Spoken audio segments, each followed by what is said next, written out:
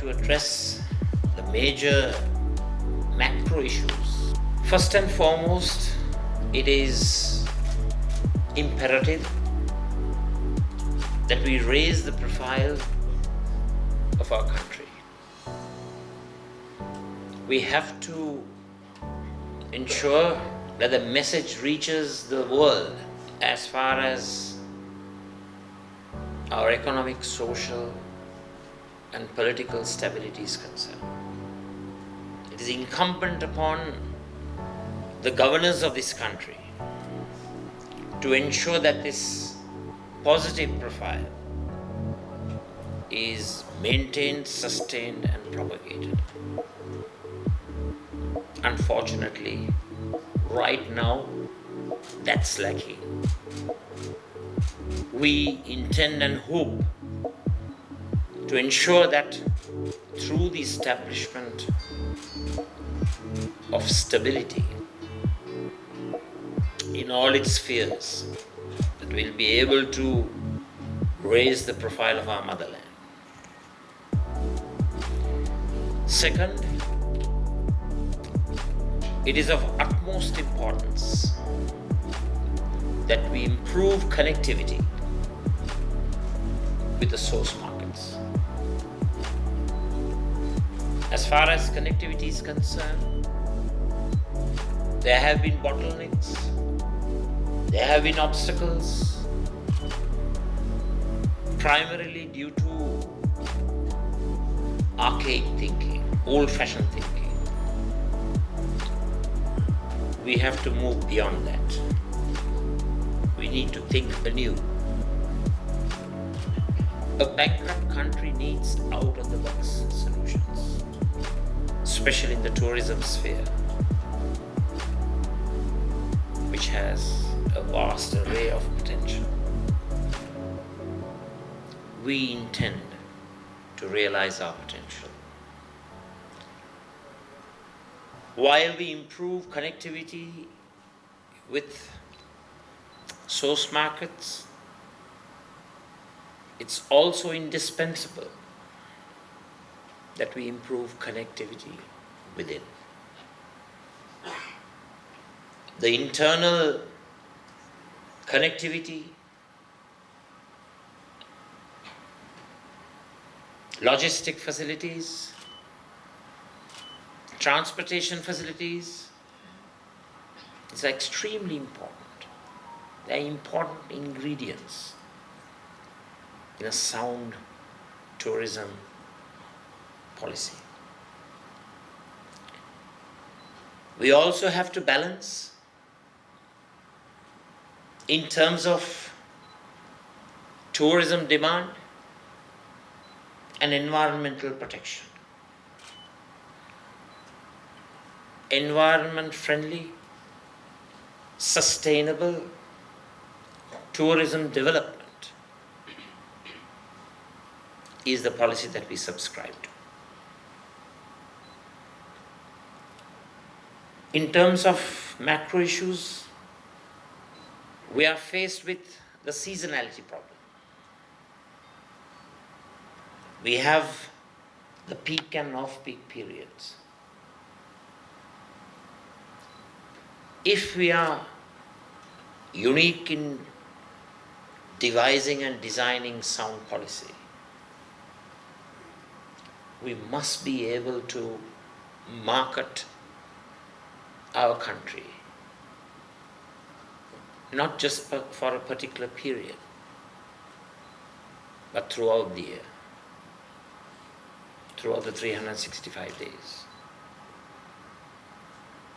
An area in which we have not reached potential, I can tell you very openly as an environmentalist, in the arena of ecotourism, with the vast resources of fauna, flora, and biodiversity resources. Yet we are struggling to formulate a sustainable, sound ecotourism policy. This, I must say, is a sad state of affairs. So Sri Lanka's tourism season should not be confined to a few months. It should be throughout the year. And it is our intention to ensure that through the unique contribution of specialists, experts, stakeholders such as yourselves, that we devise a roadmap to achieve this objective and end. We also face changes in consumer preferences, in travel preferences. We have to be in touch with the thinking of the traveler, with the tourist. We must ensure that we are up to date with the thinking patterns. In addition, we must address the wide array of macroeconomic factors, the economic factors, the social factors, cultural factors, legal, technological. All these aspects have to be addressed, and a sound tourism policy will look at all these obstacles and challenges and provide realistic, practical, implementable solutions. We also identify the challenges put forth by the booking engines in terms of accommodation and services and its impact on the local tour operators and the DMCs. These are also aspects which we have to be concerned about. Those are few of the macro factors that we intend to address in our tourism policy, which will be unique, thought-provoking, out of the box. A policy that will stipulate its objectives in a time-targeted manner. In addition to the macro factors, I think we should pay a great deal of attention to the micro aspects. Sri Lanka throughout the years have suffered from immense deficiencies in our policy decision-making process. Lack of consistency, continuous and persistent changes, the inability to arrive at rational decisions. Of course, this issue is not merely confined to the tourism sector. It's an issue that we face in all aspects of governance. We need to have a rational process of arriving at decisions. For the most part, the decision-making process of the governing political hierarchy are at most ad hoc, primarily confined to knee-jerk reactions to events, rather than properly thought out sound policy. We intend to change this. Being a product of the Sri Lankan state education system and also the private education system, and having been educated in both the United Kingdom and the USA. And having the fortune of being surrounded by the best and the brightest as far as our team is concerned. We intend on having a rational policy cycle which entails policy inputs, policy formulation, policy implementation, and most important, monitoring, feedback, and revert back to the beginning of the policy process. This is one aspect that has been lacking in our policy processes and structures in recent times. There's lack of coordination in the government, political and bureaucratic hierarchy. There's absolutely no synergy. We have, for example, one powerful member of the cabinet talking about visas being provided free of charge. And then you have another minister with significant functions trying to promote the opposing point of view. In the midst of this competing interests, we have a leadership who is virtually tranquilized, incompetent, and impotent to arrive at a proper decision. This results in policy crisis. This results in policy failure. A bankrupt country can't afford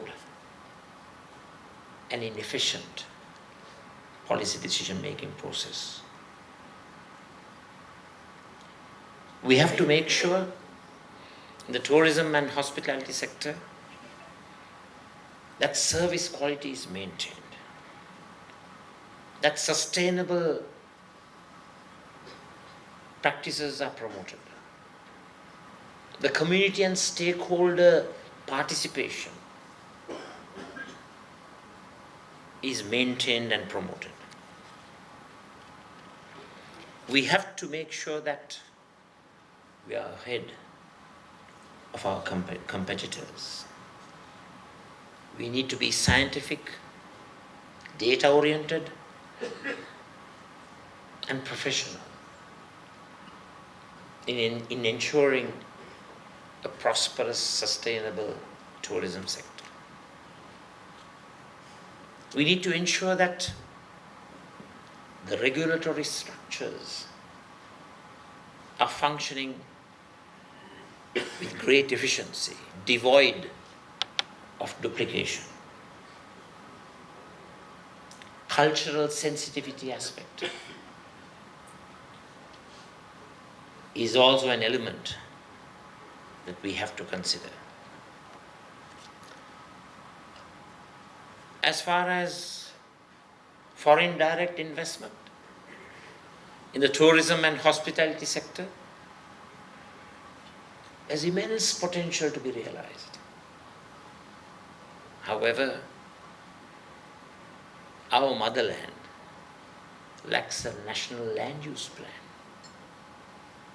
which demarcates areas for industrial activity, for tourism activity, for infrastructure development,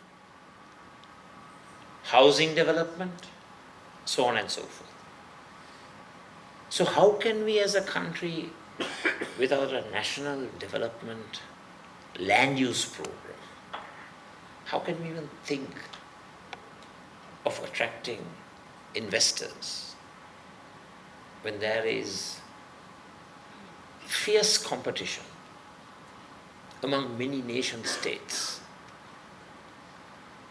to attract them to their own countries and destinations. So we need to have a proper scientific tourism research process to make sure that scientific based, case study based, data based decision making becomes the norm rather than the exception. We need to reposition Sri Lanka. We need to rebrand Sri Lanka. We need to increase our arrivals. Try to induce and entice high-end tourists. Increase the average length of stay, the duration of their visit. Expand training and hospitality education. Increase employment. Provide entrepreneurial opportunities and promote investments. If I may just clarify to you, we have formulated a national program to encourage 1 million new business startups. This particular attempt at promoting entrepreneurship, nurturing and encouraging the entrepreneurial sector is of vital importance for an inclusive growth policy where you share prosperity. The micro, small and medium-sized businesses and enterprises contribute to 52% of Sri Lanka's gross domestic product, employing close upon 4 to 5 million, according to the statistics provided by the micro, small and medium-sized Chamber of Entrepreneurs. I'm happy to tell you that as a proactive opposition, through a variety of efforts, both within the legislature, the parliament and outside, we managed to persuade the government to temporarily suspend the Parate execution, which had a detrimental impact on businesses who were lagging behind, not because of mismanagement, but primarily due to activities that were beyond their control.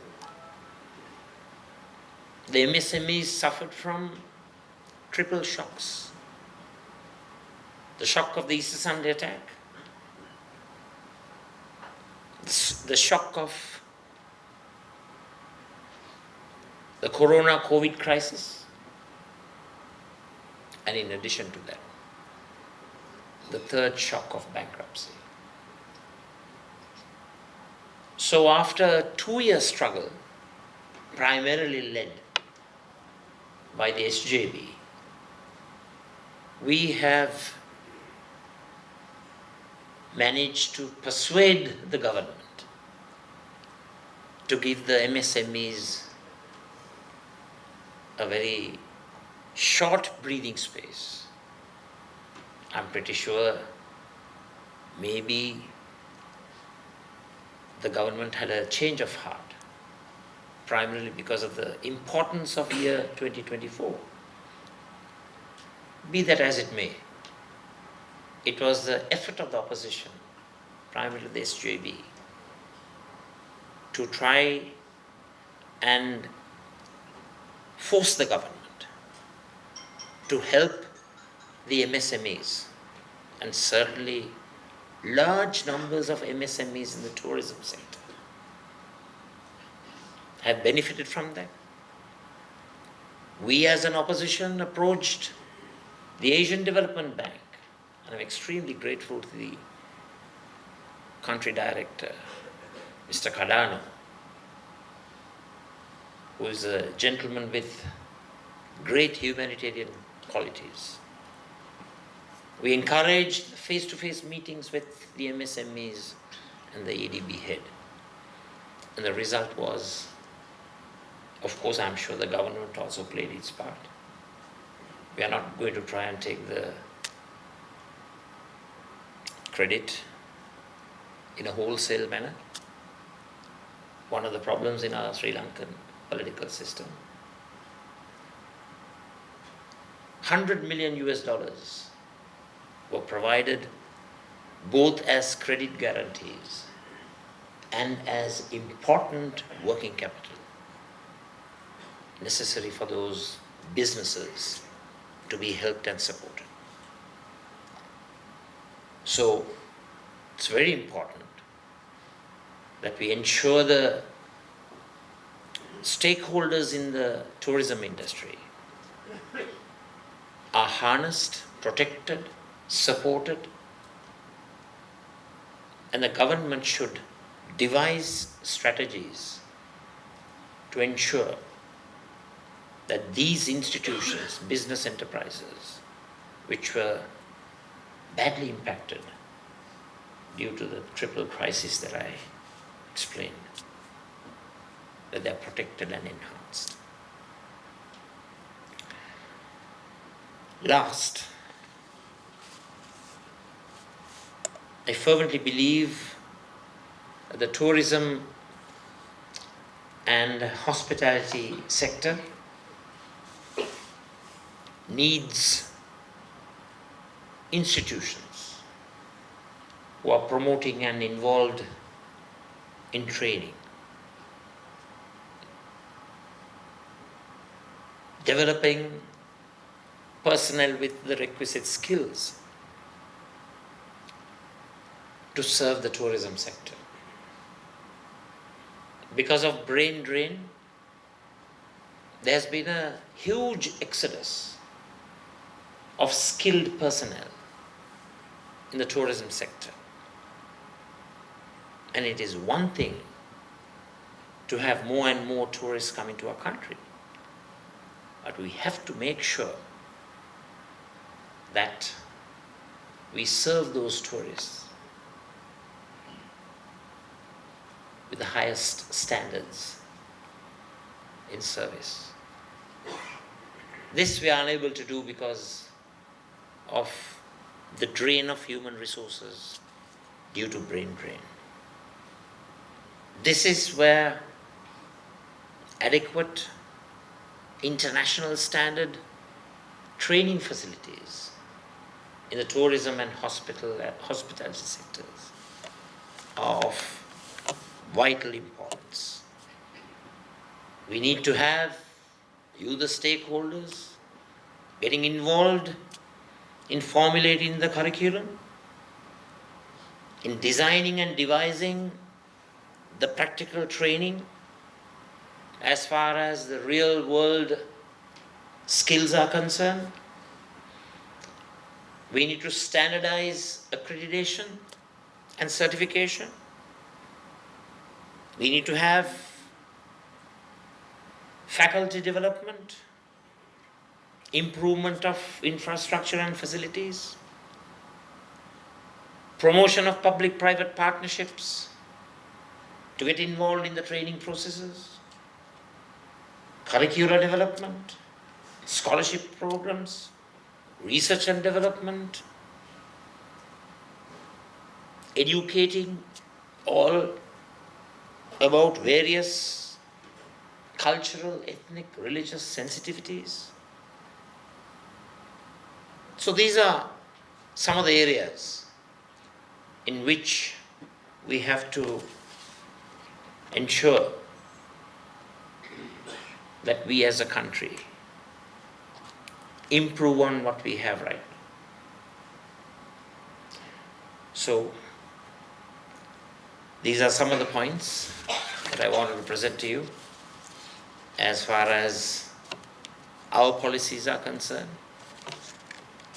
in the SJB administration. I can assure you that we will manage, implement our policies in the most efficient and efficacious manner. We will root out corruption. We will make sure that all procurement processes are open, transparent, digitized, and easily available to the citizens of our country through public platforms. We have to ensure that we move higher up in a positive manner in the non-corruption indices, the ease of doing business indices. These are of vital importance to ensure that our rankings in the international community gets enhanced and upgraded. We will also make sure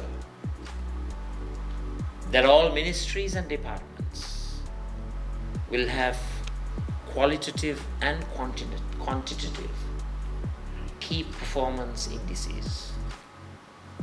The KPIs will be the litmus test, the barometer which defines success and failure.